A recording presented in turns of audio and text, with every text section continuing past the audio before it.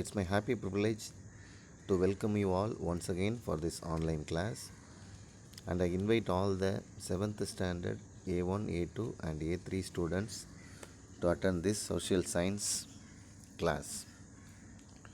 Today we are continuing with unit 3 of geography, and the title of our lesson is population and settlement.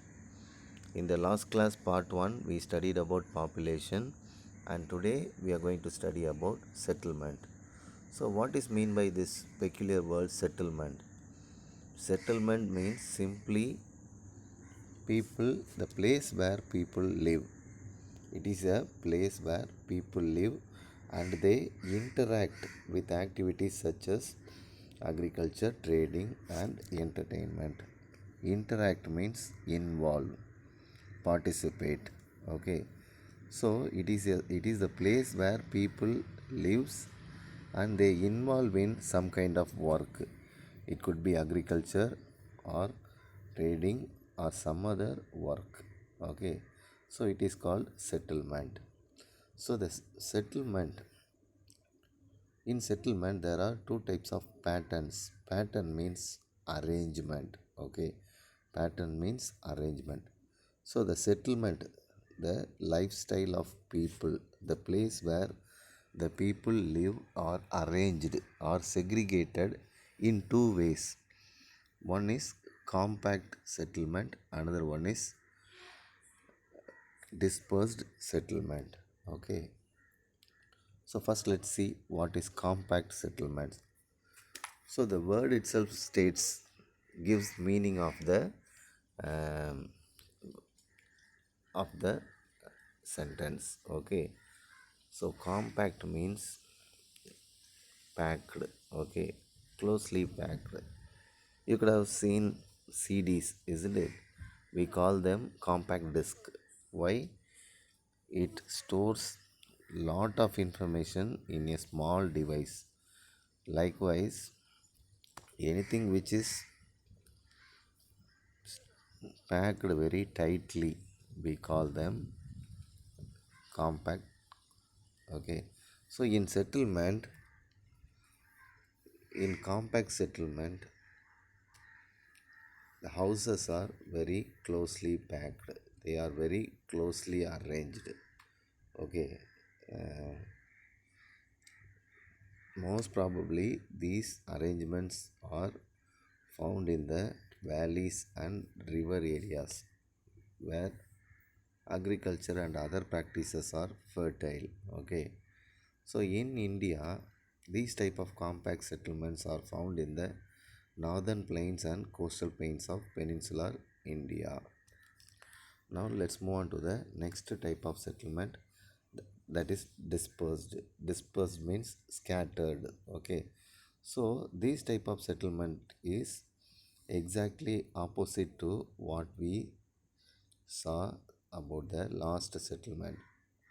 Last one was tightly packed, this one was scattered. Okay, so each and every houses, human settlement were scattered. Okay, so these settlements in India, they are found in Kosi Tract, Ganga Delta, Thar Desert of Rajasthan, and the foothills of Himalayas and Nilgiris. So these are some of the places where dispersed settlements are found. Now let's move on to the hierarchy of settlement. Hierarchy means order. Okay, so how the settlements are arranged in a proper order. So settlements are divided into two groups. One is rural and another one is urban. Okay, so rural is further divided into isolated hamlet, village, small market, and urban is divided into town, city, and conurbation. So what is rural settlement? So we all know the word rural, isn't it? Rural means it is related to village. Okay, village. So rural settlements are predominantly located near water bodies such as rivers, lakes, and springs where water can be easily available. So mostly the people living in village, they rely on, okay, they depend upon agriculture. So for agriculture, water is the main source. Without water they could not practice agriculture. So these people live near rivers, lakes and springs, okay. Mm. People choose to settle near fertile land suitable for agriculture along with the provision of other basic needs. So water bodies also meet other basic needs, isn't it? They are the source of transport. They are also the source of drinking purpose, and for other facilities, water is the most important source. Okay. So what are the factors influencing rural settlement? Now we are going to see the factors. What are the things that attract, the reasons that attract the rural settlement? What are some of the reasons which villages were attracted? Okay, first one is nature of topology. So topology means the structure. Okay, so how the structure of that particular village is uh, formed. So it is one of the influencing force, the appearance, the structure of the village. Okay, then local weather condition. So villages, the weather will be pleasant. So because of the pleasant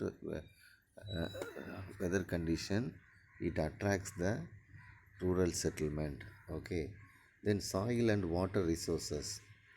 So since soil is very fertile and water resources are available, so villages attract settlement. Okay, then social organization. If you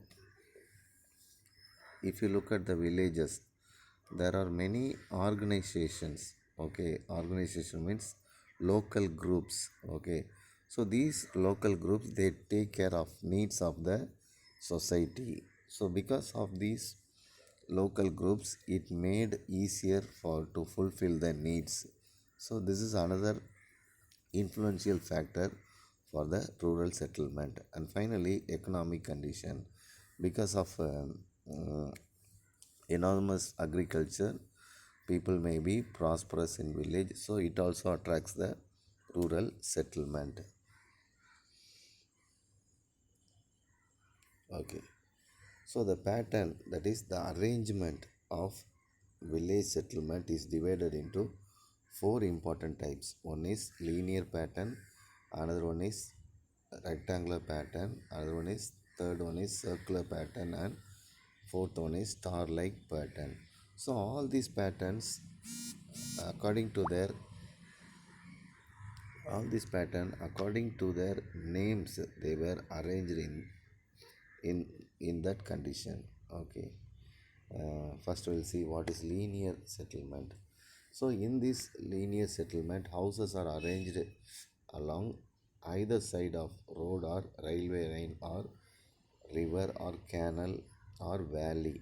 Okay, so in the middle there will be road or railway track or canal or any water source. Okay, so on the both sides there will be houses. Okay, so it is called linear settlement. So example is given: Himalayas, Alps and Rockies. These are the mountains in which people live in a linear settlement. Then rectangular settlement. So in rectangular settlement, the houses will be arranged in straight line and it meet at the end in right angle. So houses will be arranged in straight line and at the end it meets in a rectangular position. Okay, right angle position.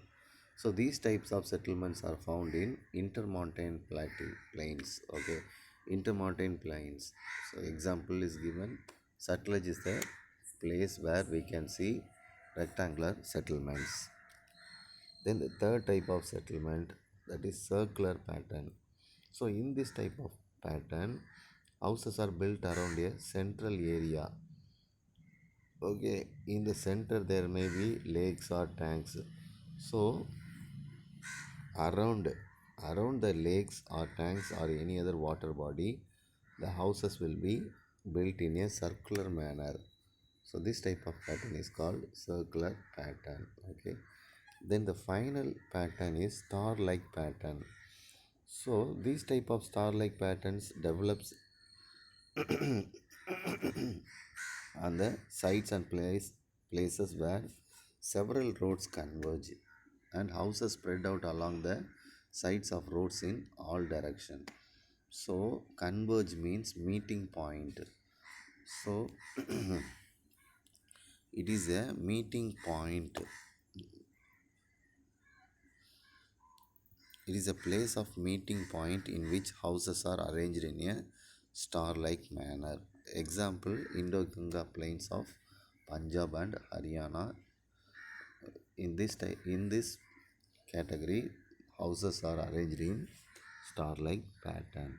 Now let's move on to the next type of settlement, that is urban. Urban means city. Okay, so advanced life. So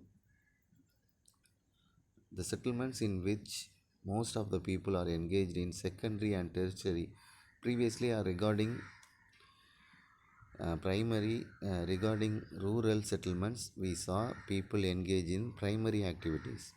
Okay, but regarding urban settlement, people engaged in secondary and tertiary activities. Okay, so they are called urban settlements. Okay, so they are related to towns and cities.